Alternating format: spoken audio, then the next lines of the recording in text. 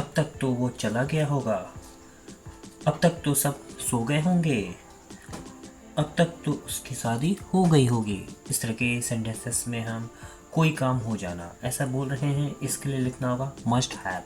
आइए इसके स्ट्रक्चर को समझते हैं। सबसे पहले लिखना होगा सब्जेक्ट, फिर लिखेंगे मस्ट हैव, इसके बाद मेन वर्ब शॉर्ट फॉर्म और फिर बाय नाउ। आइए कुछ एग्जांपल्स लेते हैं ताकि अच्छे से क्लियर हो जाए। अब तक तो वो चला गया होगा। He must have gone by now. अब तक तो सब सो गए होंगे। Everyone must have slept by now. अब तक तो उसकी शादी हो गई होगी। She must have got married by now. अब तक तो उसने सबको बता दिया होगा। She must have told everyone by now. अब तक तो वे घर पहुंच गए होंगे। वे must have reached home by now. अब तक तो उसने अंग्रेजी सीख ली होगी। ही must have learned English by now. अभी खबर आपके लिए इसका रिप्लाई आपको इस वीडियो के कमेंट सेक्शन में करना। अब तक तो उसको नौकरी मिल गई होगी।